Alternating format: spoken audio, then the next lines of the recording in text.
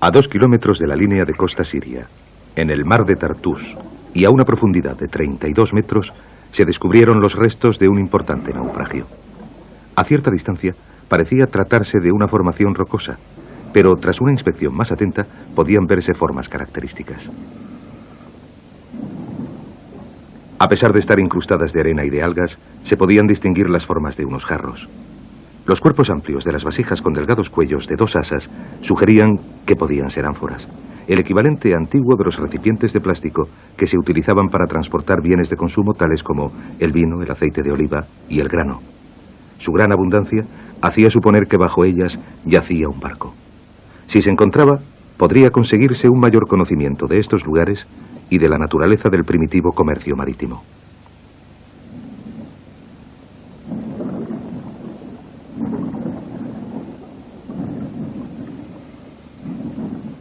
El descubrimiento requería un cuidadoso plan previo. Antes de que pudiesen comenzar los trabajos, había que fijar en un mapa con precisión el lugar y organizar todos los medios técnicos.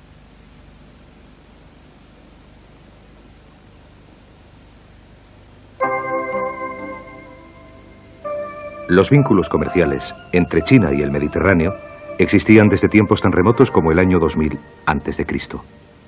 La seda, el oro y el marfil iban y venían entre Asia y Europa a través de un camino transasiático conocido como la Ruta de la Seda. Cuando llegaban por tierra hasta la costa de Siria, los bienes comerciales se embarcaban hacia Roma y hacia Constantinopla. Los restos de navíos de carga hundidos, como el hallado en Tartus, guardan una valiosa información a través de la cual se puede fechar el desarrollo del comercio entre Oriente y Occidente, permitiendo armar las piezas de la historia antigua. Los sirios llaman a esta zona la tierra elegida por Dios. En esta región se desarrollaron tanto el primitivo cristianismo como el islam. Pero las tierras de la costa norte de Siria ya habían prosperado mucho tiempo antes del desarrollo de estas dos religiones. Su situación, en el extremo occidental de la Ruta de la Seda, aseguraba a esta región la prosperidad y el desarrollo mediante el comercio. La antigua Ugarit, construida alrededor del año 1500 a.C., fue en un tiempo un importante puerto comercial utilizado por los cananeos y por los fenicios, un pueblo marinero. En 1929 se descubrieron en Ugarit unos bloques de arcilla con unas letras grabadas que formaban la base de los alfabetos europeos y que demostraban que la ciudad había sido en un tiempo la capital de la civilización cananea. En la región también se encuentran restos arqueológicos del periodo grecorromano.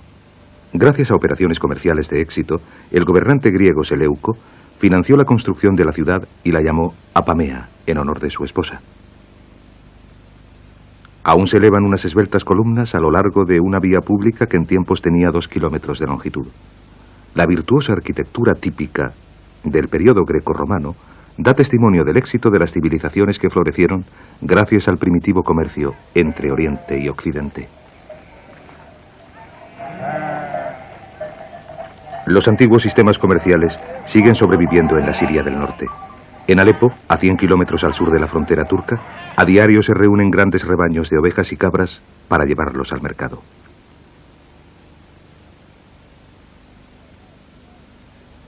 Los pastores locales son maestros en el trueque y el comercio y siguen intercambiando ganado y dinero utilizando un intrincado sistema desarrollado a través de los siglos.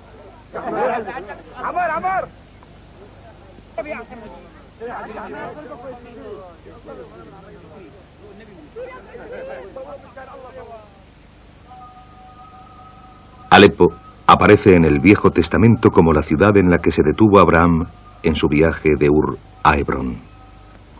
En el periodo grecorromano, Antioquía era la capital comercial dominante de la región, pero Alepo, que era con mucho la ciudad más antigua, ocupó ese puesto en época islámica.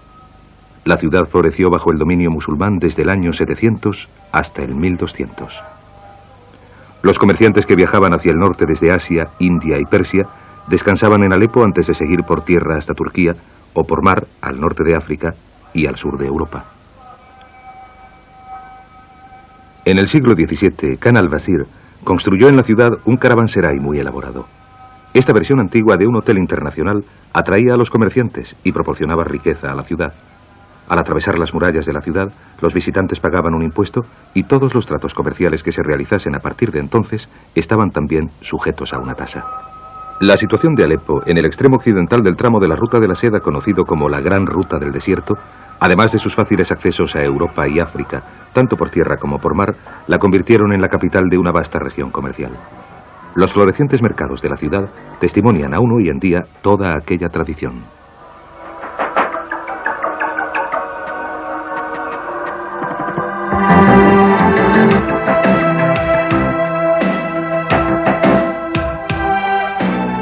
Desde Basora, en el Golfo Pérsico, la gran ruta del desierto se extendía hacia el norte, pasando por Bagdad y llegando finalmente a Alepo. A unos 80 kilómetros al este de la zona septentrional de Siria se encontraba el punto de enlace comercial marítimo en la isla de Arbad, en el mar Mediterráneo. Esta isla, colonizada y fundada por los fenicios, se convirtió en el centro del comercio de la zona. Los isleños, en tanto que hombres de la mar, jamás se dedicaron a la fabricación de bienes, pero sobrevivieron gracias a su transporte tanto desde como hacia la gran ruta del desierto.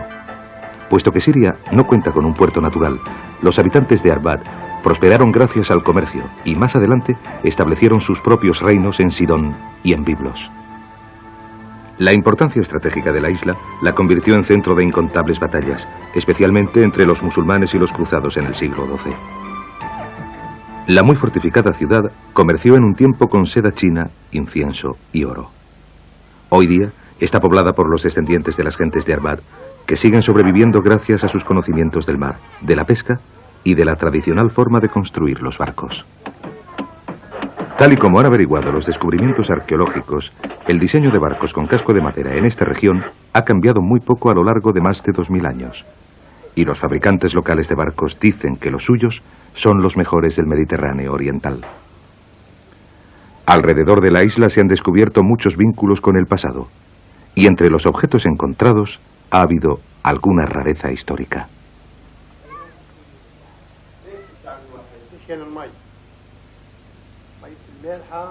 En las guerras de la antigüedad, a menudo se desplegaba la táctica del asedio, y los habitantes de la isla se veían amenazados por el hambre y por la sed. En esas condiciones se utilizaban objetos metálicos como este que encontraron los pescadores frente a la costa para recoger agua dulce.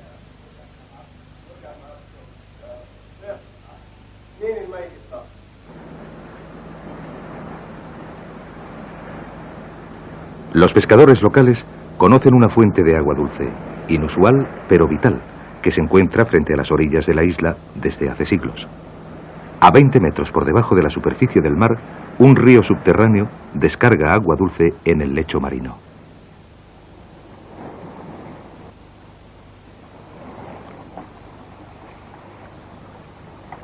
Cuando las reservas de agua potable de la isla se agotaban, entraba en juego el artefacto metálico ideado en Arbad. El recipiente de plomo con forma de campana se bajaba hasta la corriente de agua dulce que se hacía subir hasta la superficie a través de un tubo conectado a él, hecho de piel de oveja. El conocimiento que los habitantes de Arbad tenían del mar y su ingenio les salvó de la amenaza del asedio.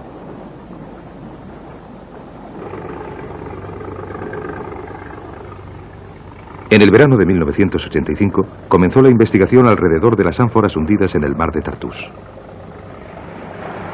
Después de meses de preparativos y organización, había llegado el equipo de expertos. Se había reunido el material técnico. El centro de operaciones era un gran pontón de casco de acero que se remolcó hasta el emplazamiento y se ancló. El pontón iba a convertirse en un laboratorio flotante y en el hogar de buceadores y arqueólogos marinos en el transcurso de los 2 años siguientes. En él se instalaron grúas y tornos industriales para elevar los hallazgos desde las profundidades. También trajeron cámaras robóticas submarinas y focos que se manejaban desde una complicada sala de control que no resultaría fuera de lugar en la NASA.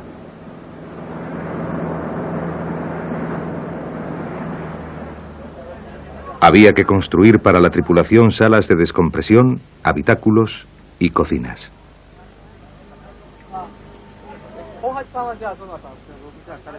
Este proyecto era la primera exploración importante que se llevaba a cabo en la zona y el gobierno sirio lo apoyó con entusiasmo. buceadores de la Marina siria se unieron al equipo japonés, igual que funcionarios de ambos gobiernos.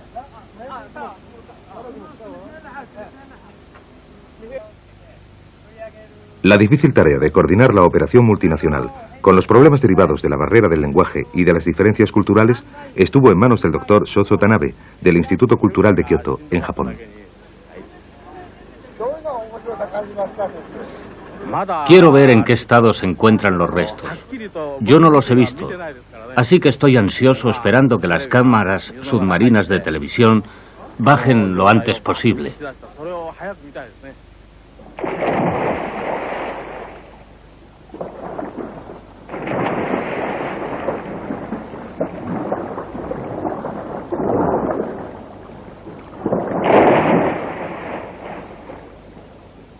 Había que colocar en posición grandes cantidades de material técnico antes de que pudiese comenzar eficazmente la excavación. Los buceadores realizaron unas exploraciones preliminares antes de bajar con las cámaras. Se utilizó aire comprimido conectado a un generador a bordo de la nave para limpiar la arena incrustada en las ánforas sin causarle daños.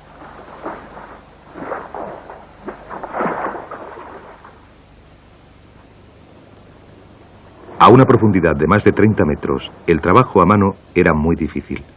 Pero cuando se conectaba el aire comprimido, su empuje lo convertía en un valioso instrumento para mover objetos pesados por el lugar.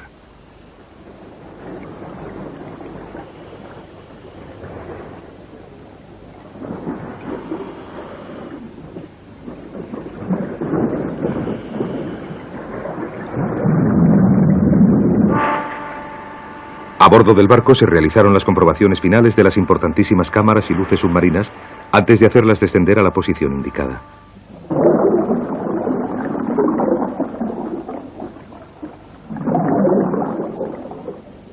La zona de los alrededores de las ánforas parecía una escena de una película de ciencia ficción.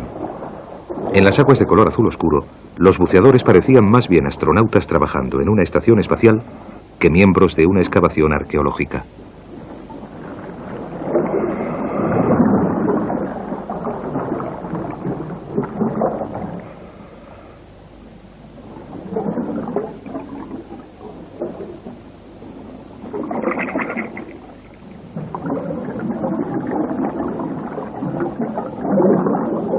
Se instaló una rejilla de 2 metros cuadrados para que se pudiese localizar con precisión la posición exacta de cada una de las ánforas.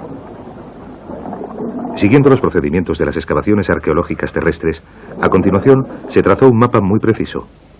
La inspección mostró que las ánforas estaban agrupadas en una disposición ovalada, semejante a la forma de un barco, que medía 14 metros de longitud, 7 de anchura y hasta 1 de altura. Las luces y cámaras robóticas se habían conectado entre el lugar de la exploración y el barco.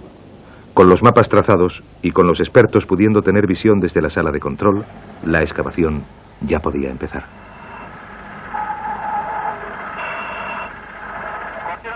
A bordo del barco llegó finalmente el momento que había estado esperando el doctor Tanabe. Establecidos los contactos de sonido y visión, su equipo podía controlar la exploración. La vigilancia precisa del tiempo desde la sala de control aseguraba que los buceadores no correrían el riesgo de quedarse sin aire.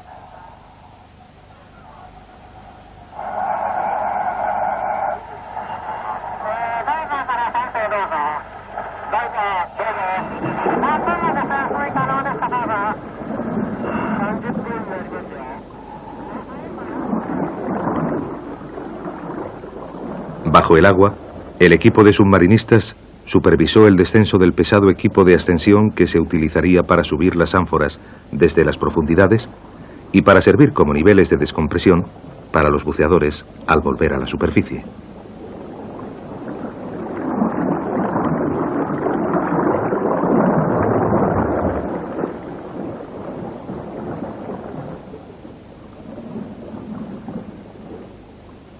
En algunos momentos, la sala de control parecía una pequeña estación local de radio, transmitiendo la música favorita de los buceadores.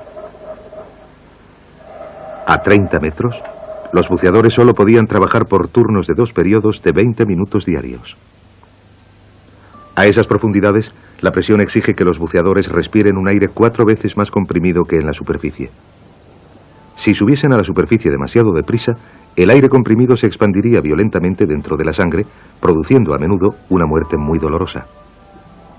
Aunque es vital, la descompresión ocupa mucho tiempo, de modo que la sala de control instaló un sistema de alta fidelidad para ayudar a sobrellevar el aburrimiento.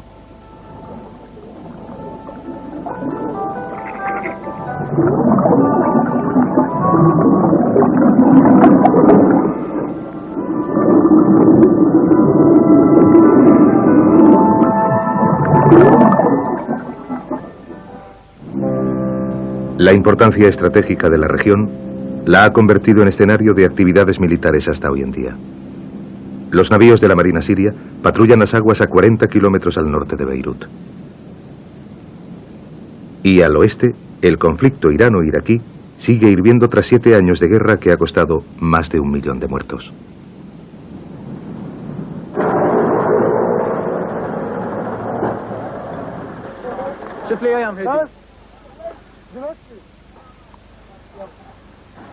Después de los arduos preparativos, había llegado el momento de excavar y de subir las ánforas a la superficie.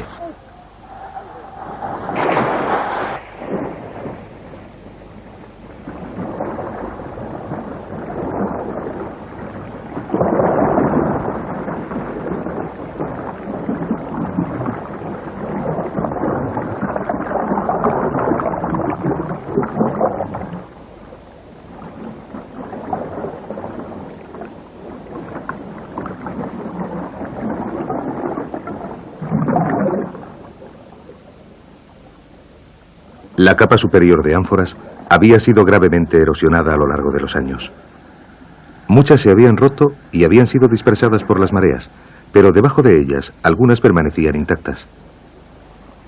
Originariamente llenas de aceite o de vino, las ánforas estaban ahora llenas de barro y arena y pesaban hasta 30 kilos. Para transportar sus preciosos hallazgos a los cestos elevadores, los buceadores llenaron en parte sus trajes de goma con aire comprimido para aumentar la flotabilidad.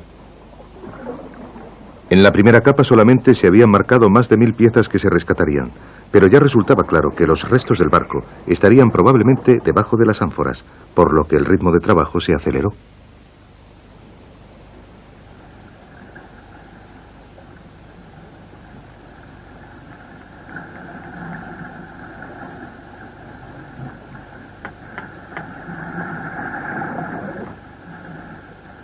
La forma de las ánforas permitiría a los arqueólogos de a bordo fecharlas y posiblemente localizar su origen. Si se podían encontrar restos del barco, se podría construir una imagen más completa del primitivo comercio marítimo.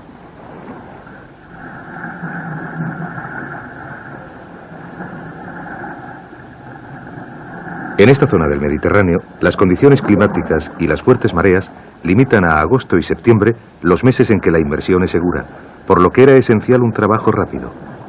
Pero el agotador esfuerzo necesario para mover rápidamente las ánforas hacía disminuir el suministro de oxígeno de los buceadores, lo que a su vez suponía un largo ascenso hasta la superficie.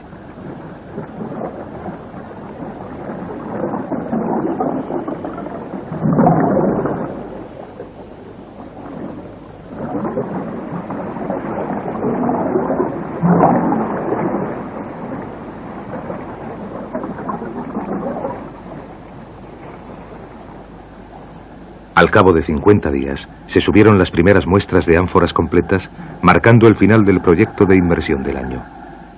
La etapa siguiente de la exploración estaba en manos del Dr. Tanabe y de su equipo de arqueólogos. Enfrentado a una compleja serie de preguntas, el equipo arqueológico trataría de reconstruir una imagen histórica de las ánforas. ¿Cuándo las fabricaron? ¿Qué contenían? ¿Y dónde las fabricaron?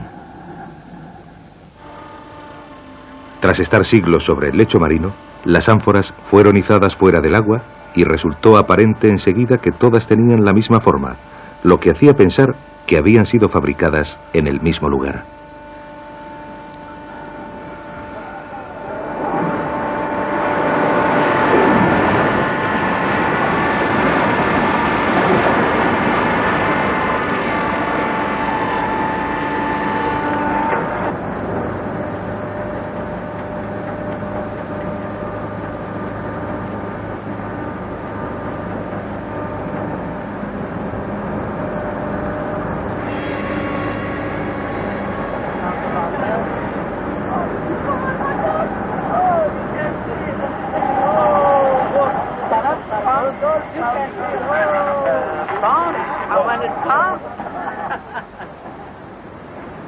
Para felicidad del equipo, tras un año de preparativos y de trabajo duro, las ánforas finalmente estaban a bordo y podían investigarse debidamente. Las ánforas tenían 70 centímetros de altura, con la boca entre las dos asas, parecidas a brazos, que daban a los objetos un aspecto grecolatino. El cargamento se depositó cuidadosamente y comenzó el laborioso proceso de limpieza y restauración. Para comprender totalmente el papel de las ánforas a lo largo de las antiguas rutas comerciales, el equipo arqueológico se dirigió a Grecia, donde se habían realizado importantes descubrimientos de ánforas.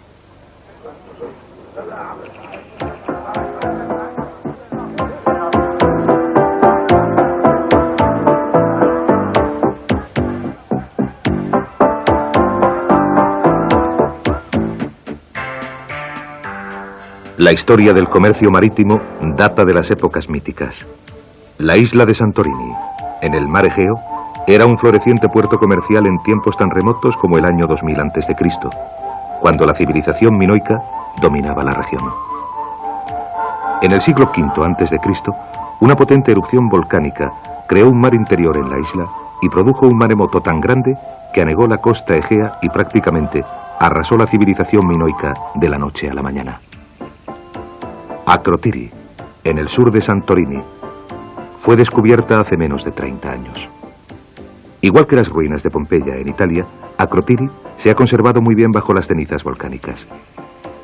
Las excavaciones arqueológicas en el lugar han proporcionado a los historiadores información gracias a la cual se han establecido los antiguos enlaces del comercio marítimo entre Oriente y Occidente.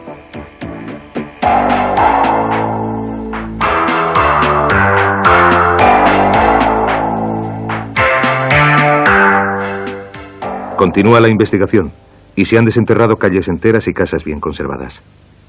Las calles pavimentadas y el sistema de alcantarillado subterráneo indican que la civilización minoica estaba muy desarrollada en épocas como 2000 años antes de Cristo.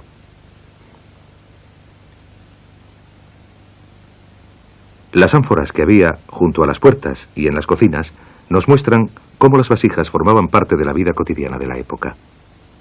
Aunque de forma diferente a las descubiertas en el mar de Tartús, las ánforas de Akrotiri se utilizaban para propósitos muy similares, como contenedores de vino, grano y especias. Las vasijas eran indispensables para las primitivas civilizaciones, para uso tanto doméstico como comercial. Como si las hubiesen guardado para los historiadores, en Akrotiri se encuentran algunas de las mejores pinturas murales narrativas de la época. Se pueden ver barcos que se hacen a la mar desde Santorini, en la parte izquierda de la pintura de 6 metros de ancho.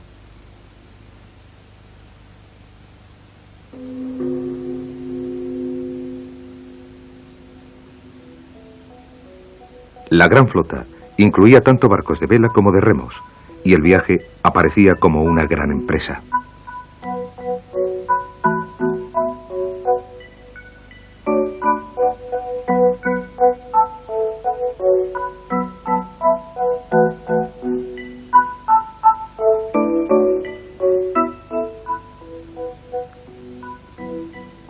No se sabe con precisión hacia dónde se dirigía exactamente, pero una teoría sugiere que el viaje acababa en el norte, en las costas del Mar Negro, porque en el extremo de la derecha de la pintura hay gentes vestidas con pesados trajes de piel de cordero.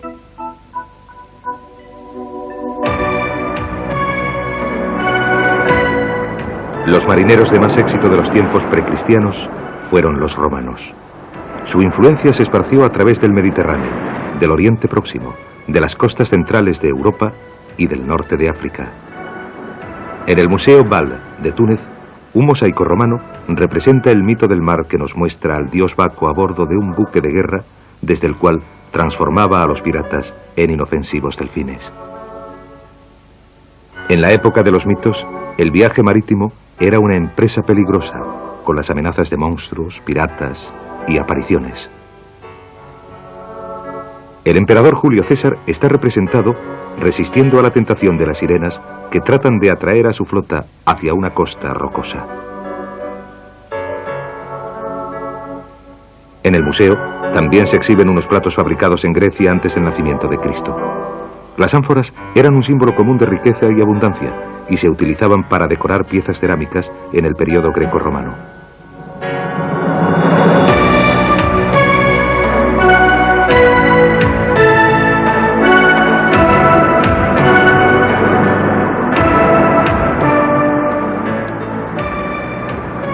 La costa hacia la que las sirenas trataron de atraer a Julio César pudo ser la de Halicarnaso, en Turquía.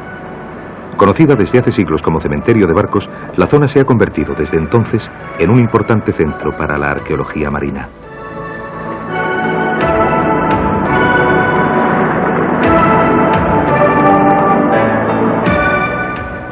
El castillo que hoy se alza en la ciudad fue construido por los cruzados en el emplazamiento de un templo construido por el rey Mausolo, que fue, una vez, una de las 7 maravillas del mundo antiguo. Ahora, alberga muchos de los tesoros recuperados del mar alrededor de Halicarnaso.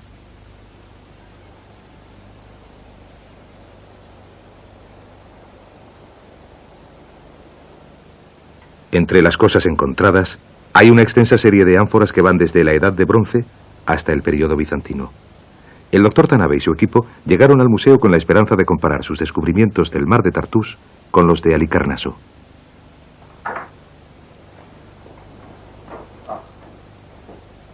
Cuanto más inusual y más difícil de fechar era una ánfora, se almacenaba en un depósito subterráneo en el que continuaba la investigación y la catalogación. La forma y el tamaño de las ánforas difería considerablemente, dependiendo de su lugar de fabricación en el Egeo.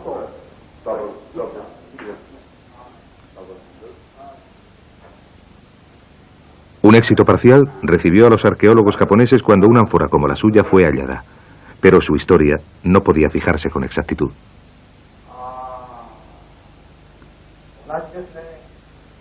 El cuerpo amplio, el cuello delgado y el asa doble tenían formas exactas a las recuperadas en el mar de Tartús, pero la superficie tenía texturas relativamente elaboradas, lo que sugería que se trataba de una ánfora más moderna que las halladas por los japoneses, como nos explicó el conservador turco del museo. Esta ánfora es similar a una de nuestro museo y fue descubierta en Haifa, en Israel. Fue fechada como perteneciente al siglo XIII. La doctora Virginia Grace, que vive en Atenas, es una autoridad mundial en ánforas y nos ayudó a relacionar la nuestra con la que se encontró en Israel. Tras amplias investigaciones, estamos seguros ahora de que procede del siglo XIV. Los surcos de su superficie y la base plana indican que se hizo avanzado ya el siglo, después del periodo bizantino. Siguiendo los consejos de expertos arqueólogos turcos, el doctor Tanabe fue a Atenas, donde una ánfora igual a las encontradas en el mar de Tartús había sido descubierta en las colinas que rodean a la Acrópolis.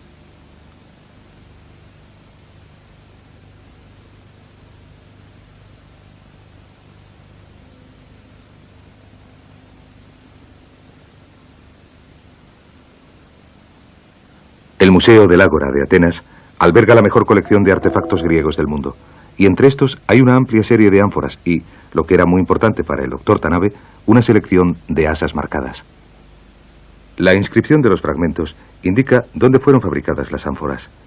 La inscripción de una rosa era la marca de la isla de Rodas en el siglo III a.C.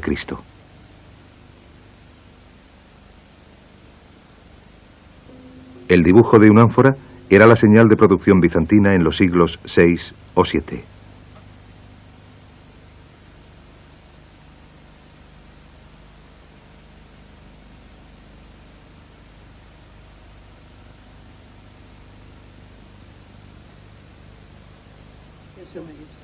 Uniendo el lugar de su descubrimiento al de su producción, los arqueólogos han podido reconstruir una imagen de las primitivas pautas del comercio. La doctora Grace arrojó alguna luz sobre los hallazgos de Tartús. Creo que el cálculo se realizó a partir de los depósitos. Debía llevar otras cosas. Quiero decir que si uno realmente quiere saber qué más transportaba, probablemente habrá una serie de indicios que son otra clase de cosas en el mismo depósito. Pero probablemente encontrarán todo eso en el lugar de su naufragio. Lo que sabemos es bastante vago, y cuando hayan acabado con este naufragio, cuénteselo a ellos. Necesitan estudiar este naufragio a fondo para poder encontrar la fecha de estas vasijas. En el verano de 1986 se reanudó el trabajo en el mar de Tartús. Se esperaba poder desenterrar el barco que transportaba las ánforas y calcular su edad mediante un proceso con carbono. Pero las inmersiones fueron interrumpidas a menudo por vientos potentes que soplaban desde el desierto sobre el Mediterráneo. La sala de control tenía que actuar velozmente para proporcionar seguridad a los buceadores cuando se recibía un aviso de tormenta. Las olas levantadas durante una galerna hacían peligroso el proceso de descompresión del equipo subacuático, que no podía saber con precisión la profundidad a que se encontraban. Hubo que izar gran parte del material técnico por miedo a que la tempestad hubiese podido mandarlo a la deriva sobre la delicada zona de la excavación. El equipo multinacional actuaba velozmente en momentos de dificultad.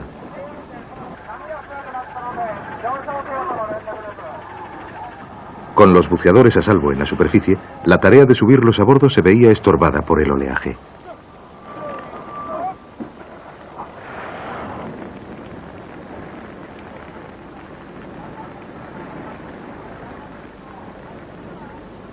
Después de haberse preparado para sumergirse, el equipo subacuático se enfrentaba a la desilusión de otro día de trabajo perdido.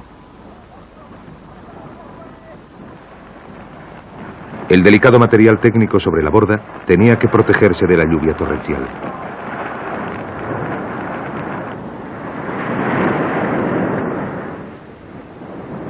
Durante las tormentas, el pontón era inútil y un navío de apoyo tenía que montar guardia. Al carecer de hélice y de timón, una ola grande podría romper sus amarras y lanzarlo hacia la orilla.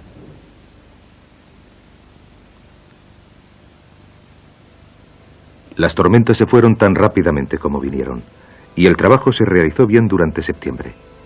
Para finales de mes se había desenterrado la segunda capa de ánforas.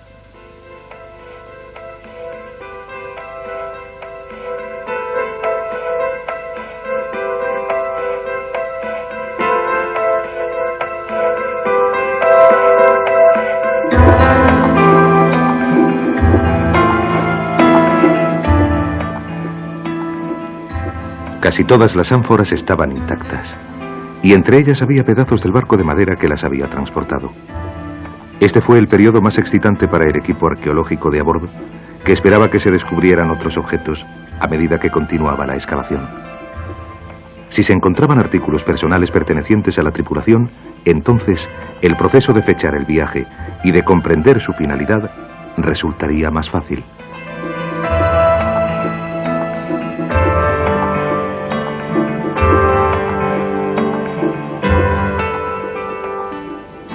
La excavación continuó a un ritmo rápido, a la vez que el tiempo se iba acabando para el equipo de los buceadores. Cuando solo quedaban 2 semanas de inmersiones programadas, el doctor Tanabe decidió que se excavase una zanja de 2 metros de profundidad a través del lugar del naufragio para obtener acceso al casco del buque. Para acelerar el proceso, se emplearon bombas industriales para que absorbiesen arena y restos de pequeño tamaño desde abajo hasta la superficie. La actividad era intensa, y a veces la localización parecía más una mina a cielo abierto que una excavación arqueológica. Pero se hicieron progresos y se desvelaron algunas cosas vitales.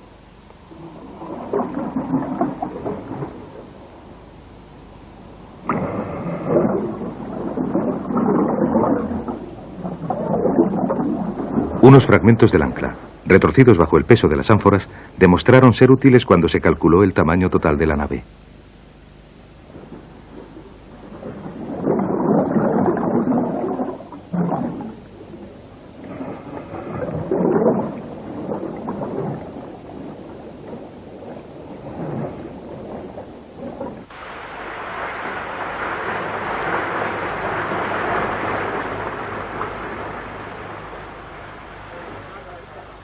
A bordo del barco, las bombas succionadoras proporcionaban una fuente constante de descubrimientos más pequeños para los arqueólogos de la superficie.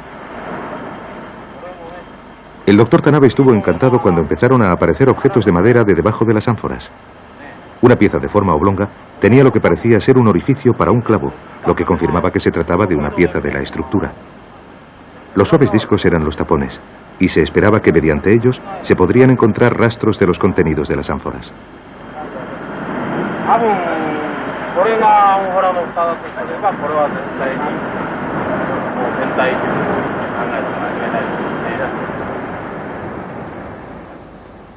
Fragmentos de cerámica vidriada y coloreada fueron descubiertos, así como piezas grabadas con dibujos en arabesco, lo que sugería que el barco podría ser de origen árabe.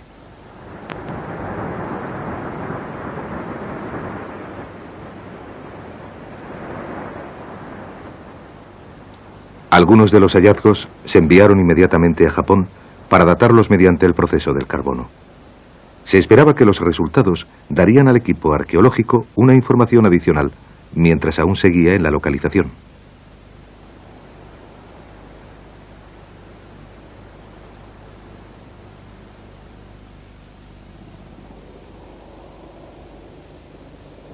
A 10 kilómetros del lugar del naufragio se encuentra la fortaleza de Marwab.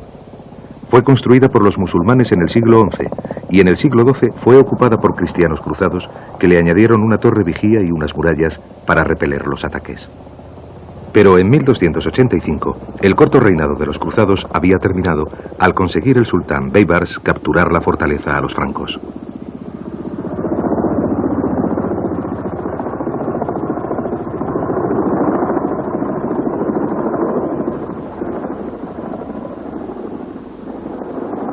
La doctora Virginia Creis había sugerido que las ánforas del naufragio del mar de Tartús procedían del periodo de los conflictos entre cristianos y musulmanes.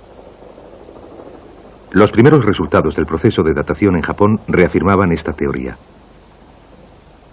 Posiblemente el barco había sido una baja durante la batalla o mientras intentaba llevar suministros a la guarnición.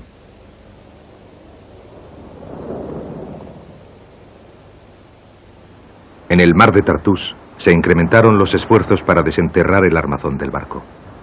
Si se podía descubrir rápidamente, entonces sus pedazos se izarían a la superficie antes de finalizar el programa de inmersiones.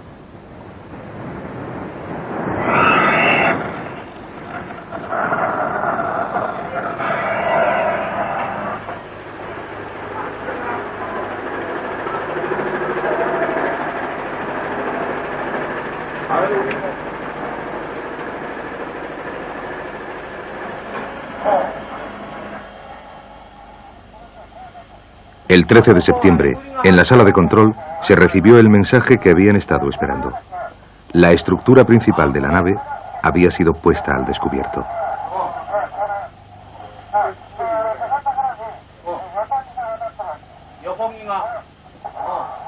Los buceadores indicaron a la cámara de control dónde estaban las maderas. El doctor Tanabe y su equipo observaban atentamente mientras las bombas de succión limpiaban una zona mayor.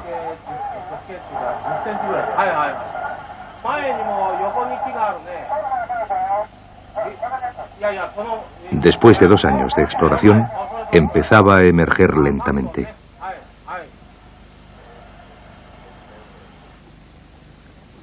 Se encontró un travesaño de unos 10 centímetros de anchura. Algunas de las piezas parecían chamuscadas, lo que hizo pensar que se hubiese podido prender fuego al barco antes de que se hundiese.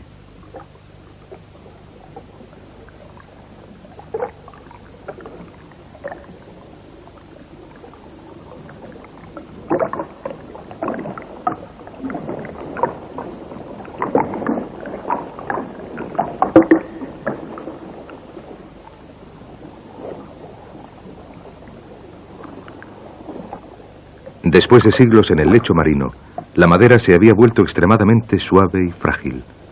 Los buceadores se movían con mucho cuidado por temor a dañar la estructura.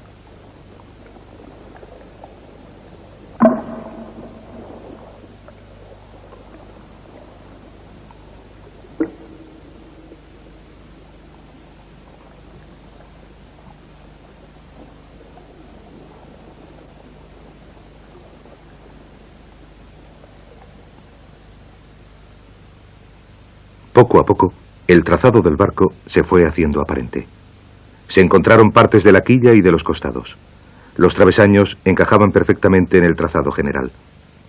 El espesor de las cuadernas encontradas permitió deducir a los arqueólogos que originariamente el barco medía 25 metros de largo por 8 de ancho.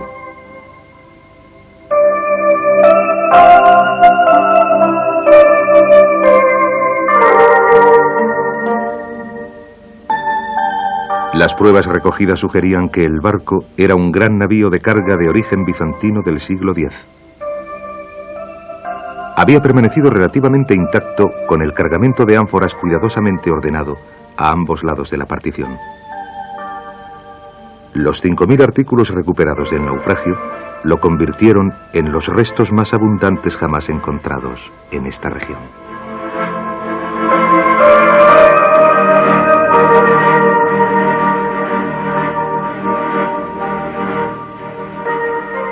Para octubre de 1986, la excavación submarina se había completado y las ánforas y los artefactos encontrados se enviaron a varios institutos de investigación donde se realizaron detallados estudios.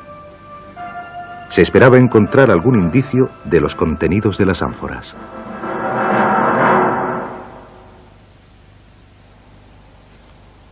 En el Museo de Halikarnaso, en Turquía, hay un barco similar al descubierto por el equipo del Dr. Tanabe que está siendo restaurado desde hace 15 años. Después de pasar siglos en el mar, la madera adquiere una consistencia gelatinosa que exige un manejo muy delicado. Antes de volverla a montar, la madera se sumerge en agua dulce durante 2 años para retirar la sal. Después, se calienta despacio durante otros 2 años, tras lo cual se le añade polietilenglicol para endurecerla.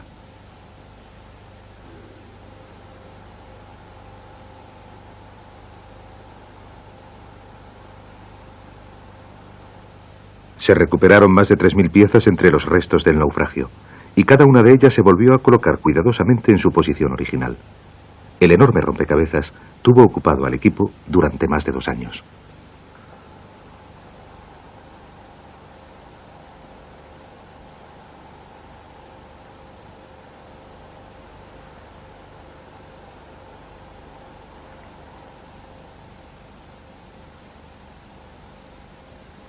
Fue posible reconstruir más del 20% de la estructura original.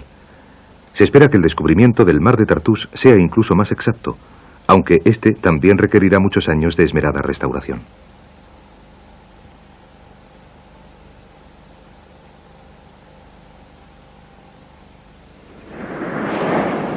Los viajes y el comercio marítimo han jugado un papel vital en el desarrollo de todas las grandes civilizaciones. Desde los primeros tiempos, la humanidad ha explorado el globo en busca de lo nuevo. A través del intercambio se han esparcido ideas, religiones y conocimientos por el mundo entero.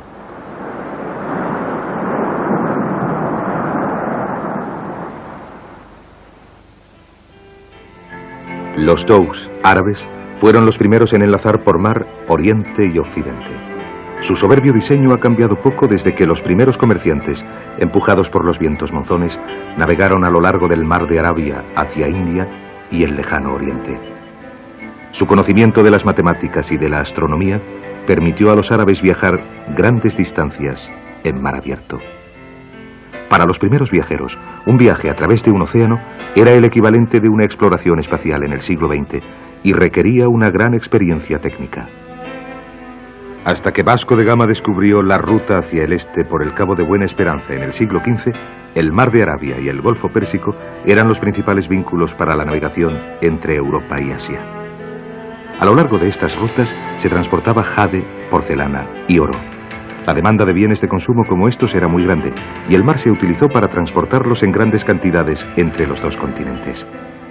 En el siglo XIV, los chinos navegaron hasta llegar al Golfo Pérsico en el equivalente oriental del dhow árabe, el junco chino.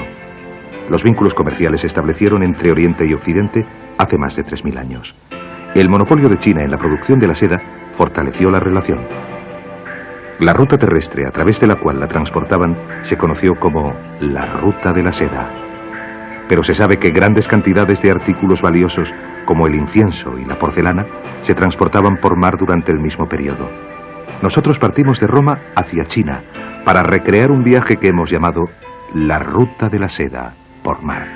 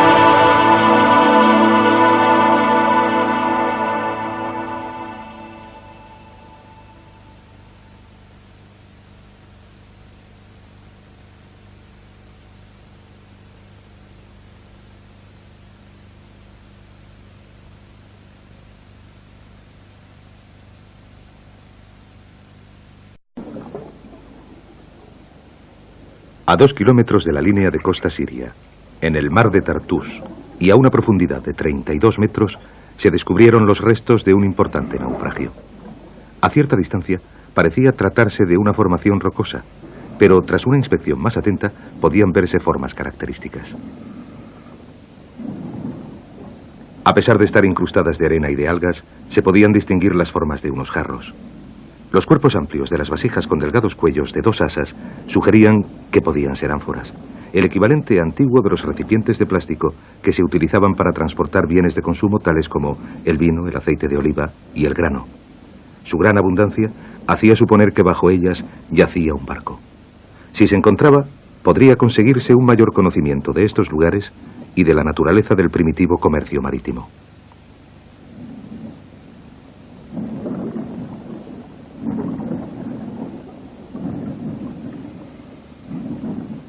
El descubrimiento requería un cuidadoso plan previo. Antes de que pudiesen comenzar los trabajos, había que fijar en un mapa con precisión el lugar y organizar todos los medios técnicos.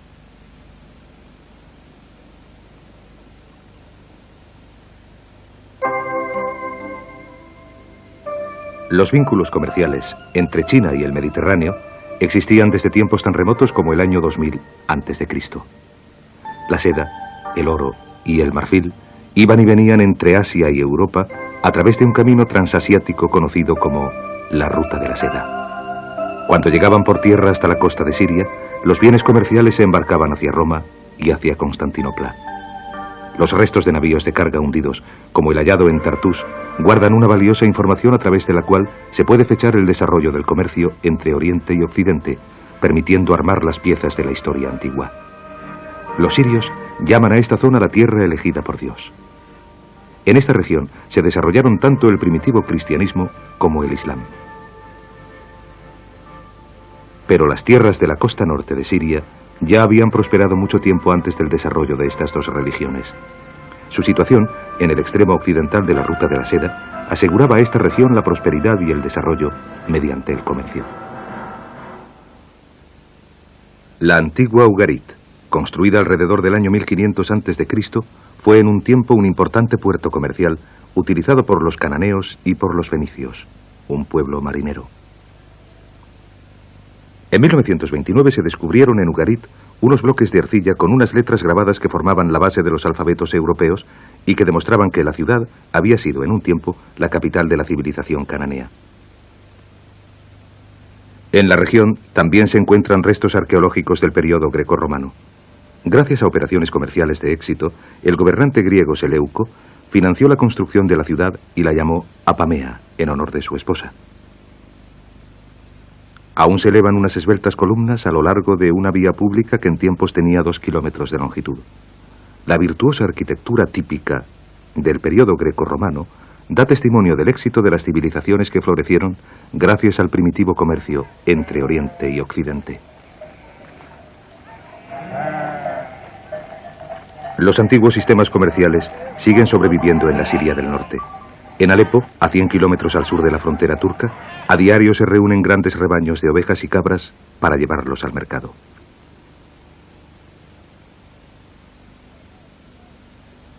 Los pastores locales son maestros en el trueque y el comercio y siguen intercambiando ganado y dinero utilizando un intrincado sistema desarrollado a través de los siglos.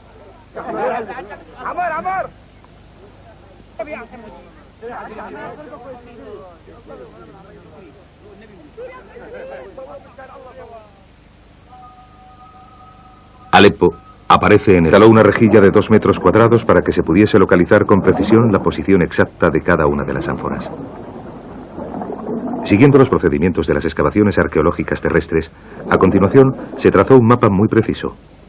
La inspección mostró que las ánforas estaban agrupadas en una disposición ovalada, semejante a la forma de un barco, que medía 14 metros de longitud, 7 de anchura y hasta 1 de altura. Las luces y cámaras robóticas se habían conectado entre el lugar de la exploración y el barco. Con los mapas trazados y con los expertos pudiendo tener visión desde la sala de control, la excavación ya podía empezar.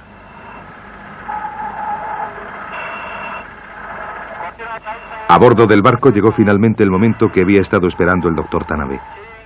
Establecidos los contactos de sonido y visión, su equipo podía controlar la exploración.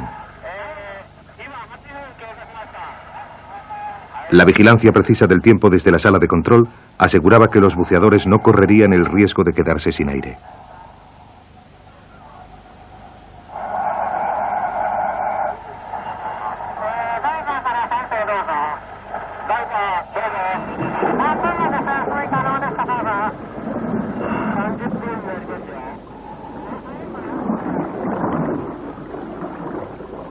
Bajo el agua, el equipo de submarinistas supervisó el descenso del pesado equipo de ascensión que se utilizaría para subir las ánforas desde las profundidades y para servir como niveles de descompresión para los buceadores al volver a la superficie.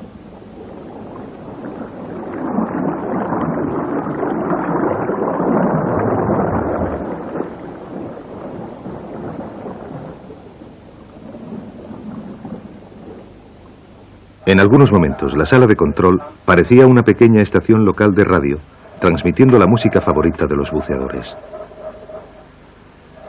A 30 metros, los buceadores solo podían trabajar por turnos de 2 periodos de 20 minutos diarios. A esas profundidades, la presión exige que los buceadores respiren un aire 4 veces más comprimido que en la superficie.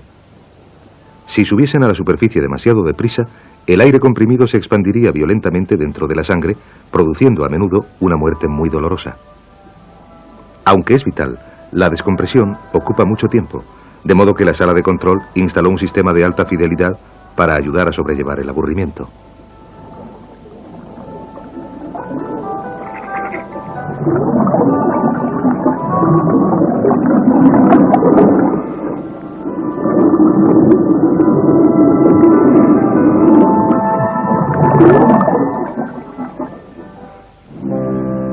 La importancia estratégica de la región la ha convertido en escenario de actividades militares hasta hoy en día.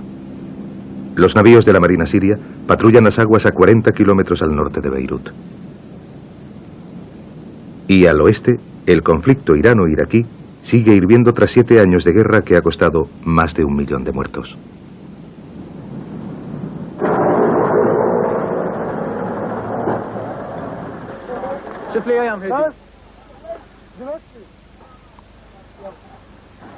Después de los arduos preparativos, había llegado el momento de excavar y de subir las ánforas a la superficie.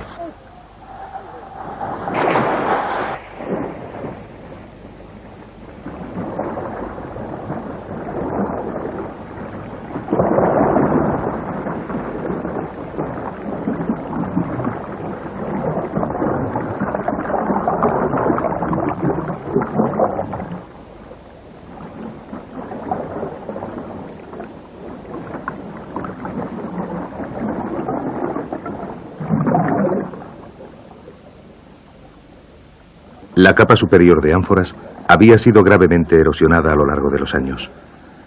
Muchas se habían roto y habían sido que se hacía subir hasta la superficie a través de un tubo conectado a él, hecho de piel de oveja. El conocimiento que los habitantes de Arbat tenían del mar y su ingenio les salvó de la amenaza del asedio.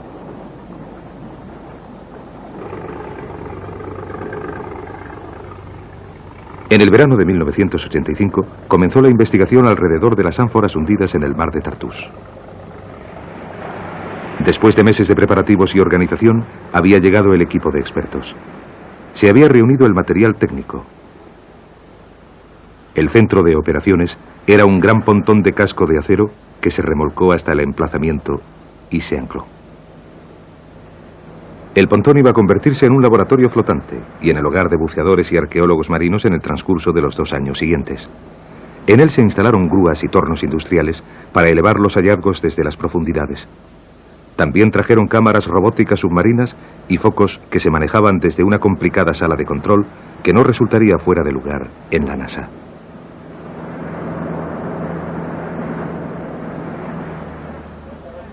Había que construir para la tripulación salas de descompresión, habitáculos y cocinas.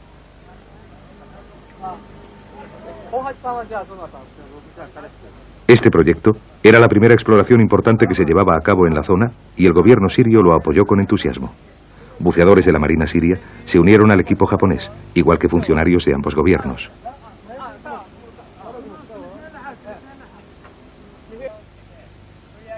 La difícil tarea de coordinar la operación multinacional con los problemas derivados de la barrera del lenguaje y de las diferencias culturales estuvo en manos del doctor Shozo Tanabe, del Instituto Cultural de Kioto, en Japón.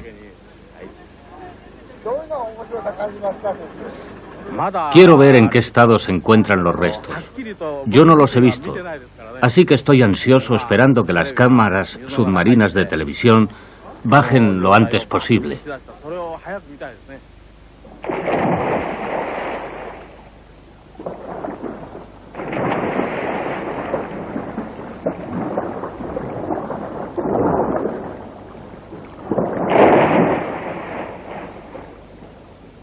Había que colocar en posición grandes cantidades de material técnico antes de que pudiese comenzar eficazmente la excavación. Los buceadores realizaron unas exploraciones preliminares antes de bajar con las cámaras. Se utilizó aire comprimido conectado a un generador a bordo de la nave para limpiar la arena incrustada en las ánforas sin causarle daños.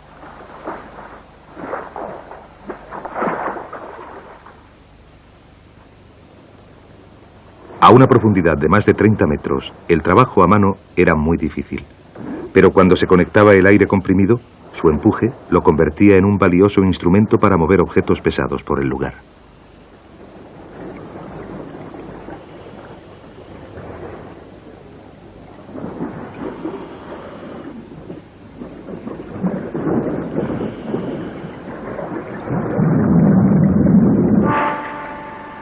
A bordo del barco se realizaron las comprobaciones finales de las importantísimas cámaras y luces submarinas antes de hacerlas descender a la posición indicada.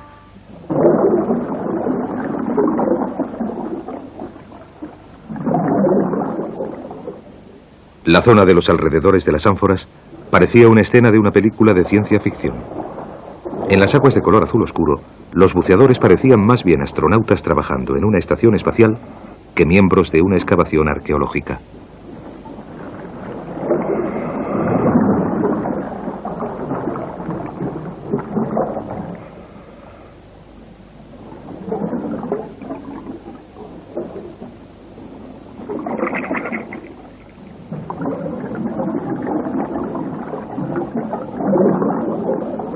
Dispersadas por las mareas, pero debajo de ellas algunas permanecían intactas.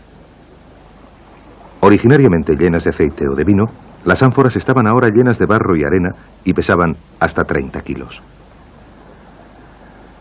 Para transportar sus preciosos hallazgos a los cestos elevadores, los buceadores llenaron en parte sus trajes de goma con aire comprimido para aumentar la flotabilidad. En la primera capa solamente se habían marcado más de 1000 piezas que se rescatarían, pero ya resultaba claro que los restos del barco estarían probablemente debajo de las ánforas, por lo que el ritmo de trabajo se aceleró.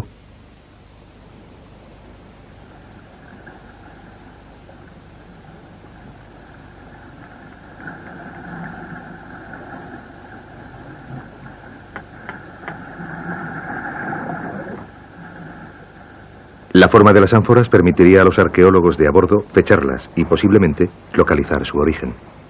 Si se podían encontrar restos del barco, se podría construir una imagen más completa del primitivo comercio marítimo.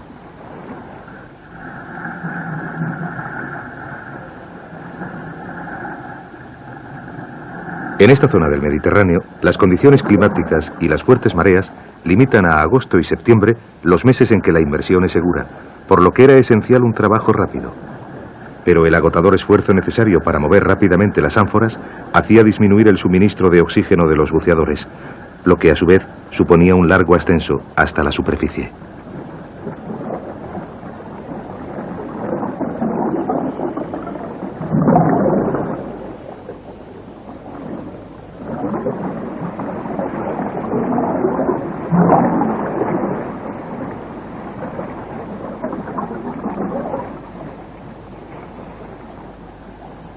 Al cabo de 50 días, se subieron las primeras muestras de ánforas completas, marcando el final del proyecto de inmersión del año.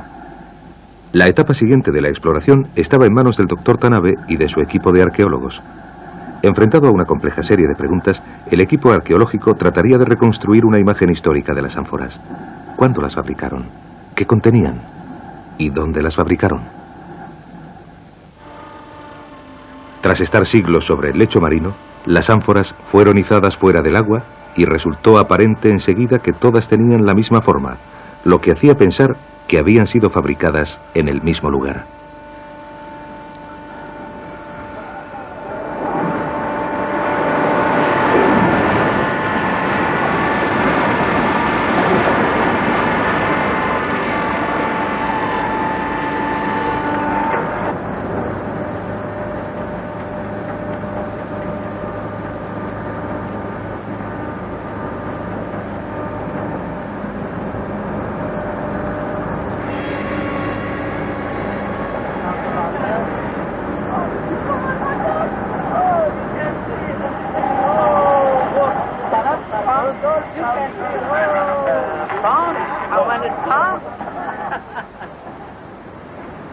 Para felicidad del equipo, tras un año de preparativos y de trabajo duro, las ánforas finalmente estaban a bordo y podían investigarse debidamente. Las ánforas tenían 70 centímetros de altura, con la boca entre las dos asas parecidas a brazos, que daban a los objetos un aspecto grecolatino. El cargamento se depositó cuidadosamente y comenzó el laborioso proceso de limpieza y restauración. Para comprender totalmente el papel de las ánforas a lo largo de las antiguas rutas comerciales, el equipo arqueológico se dirigió a Grecia, donde se habían realizado importantes descubrimientos de ánforas.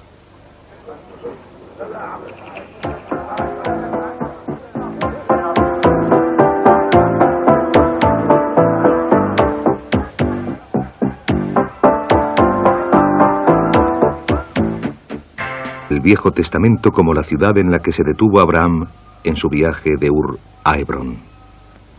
En el periodo grecorromano, Antioquía era la capital comercial dominante de la región, pero Alepo, que era con mucho la ciudad más antigua, ocupó ese puesto en época islámica. La ciudad floreció bajo el dominio musulmán desde el año 700 hasta el 1200. Los comerciantes que viajaban hacia el norte desde Asia, India y Persia descansaban en Alepo antes de seguir por tierra hasta Turquía o por mar al norte de África y al sur de Europa. En el siglo XVII, Khan al-Basir construyó en la ciudad un caravanserai muy elaborado. Esta versión antigua de un hotel internacional atraía a los comerciantes y proporcionaba riqueza a la ciudad.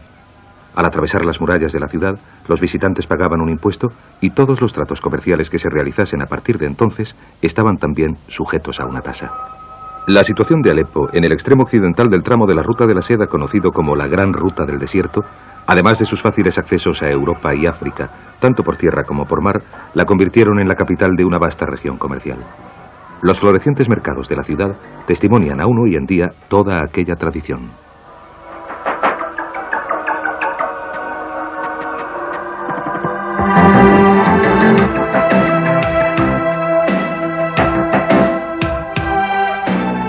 Desde Basora, en el Golfo Pérsico, la gran ruta del desierto se extendía hacia el norte, pasando por Bagdad y llegando finalmente a Alepo. A unos 80 kilómetros al este de la zona septentrional de Siria se encontraba el punto de enlace comercial marítimo en la isla de Arbad, en el mar Mediterráneo. Esta isla, colonizada y fundada por los fenicios, se convirtió en el centro del comercio de la zona.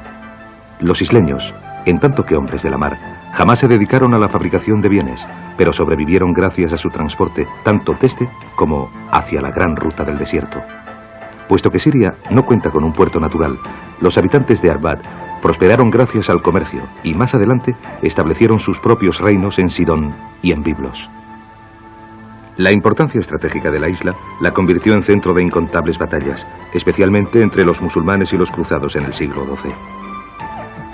La muy fortificada ciudad comerció en un tiempo con seda china, incienso y oro. Hoy día está poblada por los descendientes de las gentes de Arbad, que siguen sobreviviendo gracias a sus conocimientos del mar, de la pesca y de la tradicional forma de construir los barcos. Tal y como han averiguado los descubrimientos arqueológicos, el diseño de barcos con casco de madera en esta región ha cambiado muy poco a lo largo de más de 2000 años. Y los fabricantes locales de barcos dicen que los suyos son los mejores del Mediterráneo oriental. Alrededor de la isla se han descubierto muchos vínculos con el pasado, y entre los objetos encontrados ha habido alguna rareza histórica.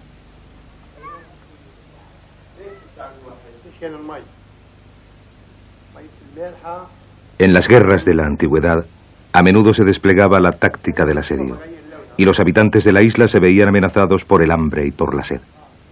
En esas condiciones se utilizaban objetos metálicos como este, que encontraron los pescadores frente a la costa para recoger agua dulce.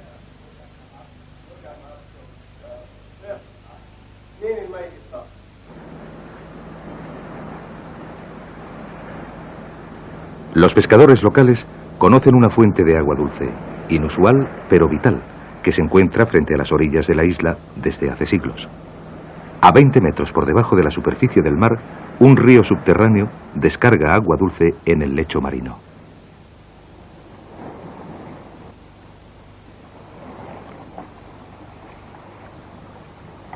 Cuando las reservas de agua potable de la isla se agotaban, entraba en juego el artefacto metálico ideado en Arbat.